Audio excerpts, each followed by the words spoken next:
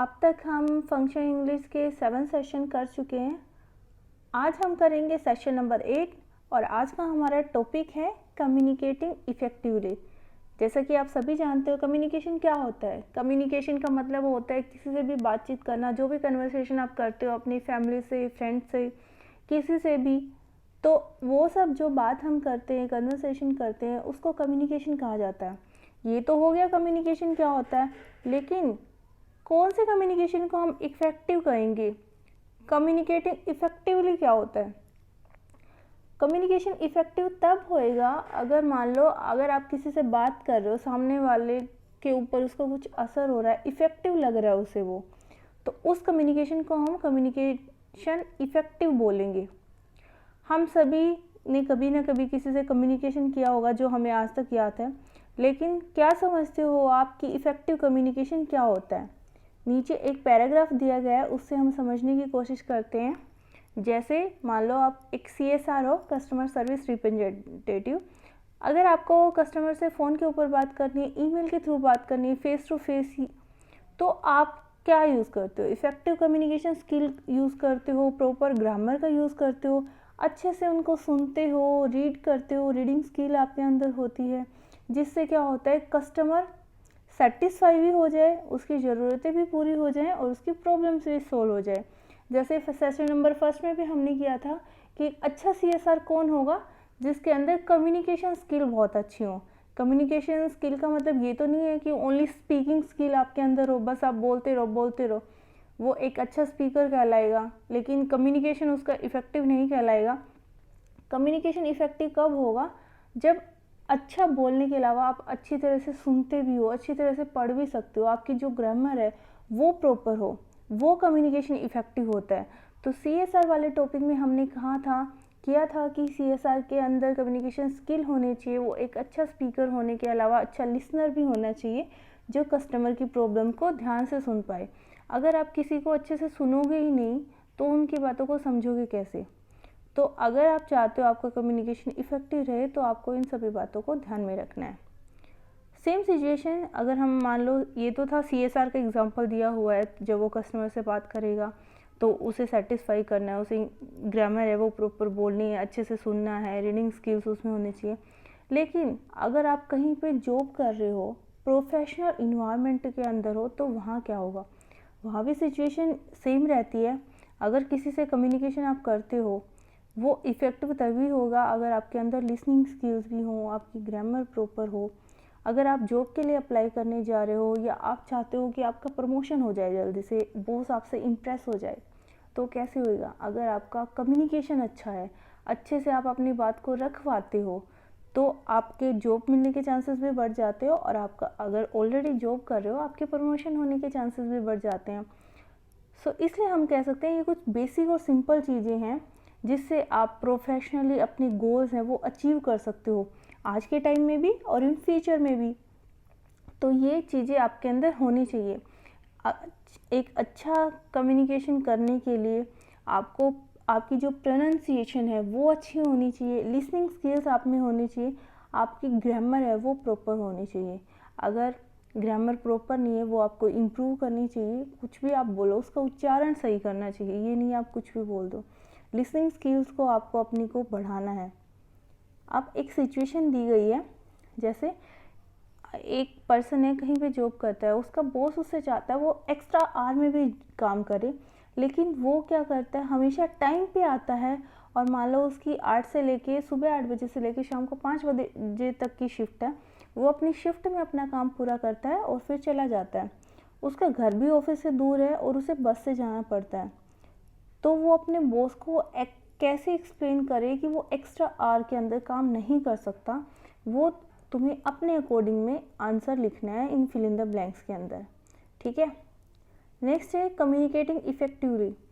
अलग अलग सिचुएशन दी गई हैं, ऑप्शन दिए गए हैं, तो आपको बताना आपके अकॉर्डिंग उनमें से कौन सा कम्युनिकेशन है, कौन सा ऑप्शन है वो इफ़ेक्टिव लग रहा है, आपको सही लग रहा है। फॉर एग्जाम्पल फर्स्ट है, your customer ask you to process his her request while on the call, but you as a CSR have your own work to do. Example के लिए मान लो आप एक CSR हो, आपके पास कस्टमर की कॉल आती है, वो आपसे रिक्वेस्ट करता है कि जब तक वो कॉल पे है आप उनकी रिक्वेस्ट को प्रोसेस कर दें। लेकिन क्योंकि आप एक CSR हो, आपके पास अपना खुद का काम भी है, तो आप उन्हें कैसे मना करोगे? फर्स्ट ऑप्शन है, I am going to process anything for you now, I am busy. आप उसको कह दोगे कि मैं अभी आपके लिए कुछ भी नहीं प्रोसेस कर सकता क्योंकि मैं बिज़ी हूँ। या फिर आप उसको बोलोगे, I am sorry sir, ma'am, I really wish I could do that right now. However, as a customer service representative, I have to process orders according to the call number of the customers.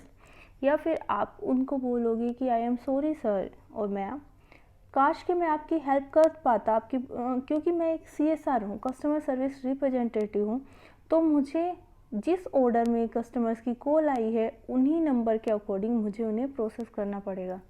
तो आपको कौन सा option सही लग रहा है? Option B सही है, क्योंकि उसने एक पोलाइट वे में अच्छे से उसने मना किया है। डायरेक्ट उसने मना नहीं किया है कि मैं बिज़ी हूँ, मैं नहीं कर सकता। उसने रीज़न देते हुए मना किया है, तो इसका कम्युनिकेशन इफ़ेक्टिव भी है और ये आपका आंसर है। ऐसे ही अलग अलग सिचुएशन दी गई हैं, दो ऑप्शन दिए गए हैं, आपको ये सारे ट्राई करके देखने हैं।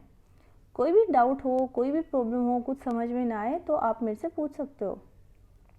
जितनी भी सिचुएशन दी गई हैं, 5 सिचुएशन दी गई हैं और उनके बेस पे क्वेश्चन दिए गए हैं। ठीक है, ऑप्शन आपको टिक करना है, कौन सा सही है वो आपको करना है।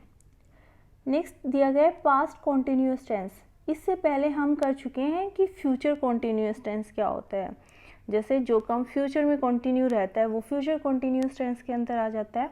वैसे ही जो काम पास्ट में कंटिन्यू में रहा होगा, लगातार चला था, वो पास्ट कॉन्टिन्यूस टेंस के अंदर आता है। तो कुछ सेंटेंसेस दिए गए हैं, आपको उनमें से चूज़ करना है कि कौन से सेंटेंसेस हैं जो कि पास्ट कॉन्टिन्यूस टेंस के हैं। जैसे पास्ट कॉन्टिन्यूस टेंस में क्या होता है, हेल्पिंग वर्ब यूज़ होती है वॉज और वर, और वर्ब की फर्स्ट फॉर्म के साथ ING लगता है। तो देखते हैं, जैसे फर्स्ट है, for example, I was talking to my boss, मैं अपने बॉस से बात कर रहा था। तो इसमें हेल्पिंग वर्ब दी हुई है वॉज, और वर्ब की फर्स्ट फॉर्म के साथ ING भी दिया हुआ है, और ये पास्ट की सेंस दे रहा है सेंटेंस भी, तो ये पास्ट कॉन्टिन्यूस टेंस के अंदर है। नेक्स्ट है, he is a demanding person. अब इसमें हेल्पिंग वर्ब क्या है, इज़ है, इसका मतलब ये प्रेजेंट का सेंटेंस है, तो ये पास्ट कॉन्टिन्यूस नहीं हुआ, ये प्रेजेंट कॉन्टिन्यूस हुआ। नेक्स्ट सेंटेंस है, he was asking me if I could work this Saturday. वो मेरे से पूछ रहा था कि क्या मैं सैटरडे को काम कर सकता हूँ। तो हेल्पिंग वर्ब वाज है, वर्ब की फर्स्ट फॉर्म के साथ ING भी है, तो ये क्या हुआ, पास्ट कॉन्टिन्यूस टेंस। ऐसे ही सारे सेंटेंसेस आपको आइडेंटिफाई करने हैं, ट्राई करके देखना है और अपनी नोटबुक में भी इनको नोट डाउन करना है।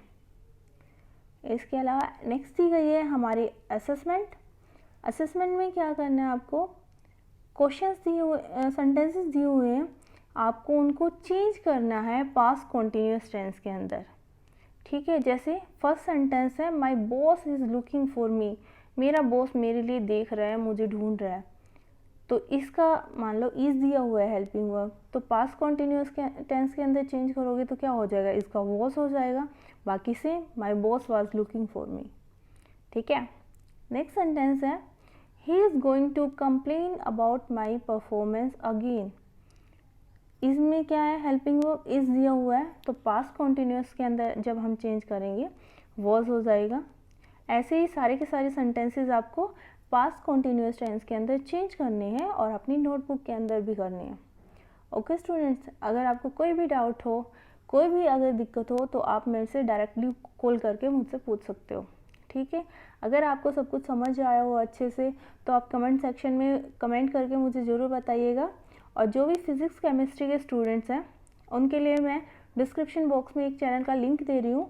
अगर उन्हें कोई भी डाउट हो, फिज़िक्स केमिस्ट्री का चैनल है, kindly subscribe the channel and watch the videos. Okay students, thank you so much, have a nice day.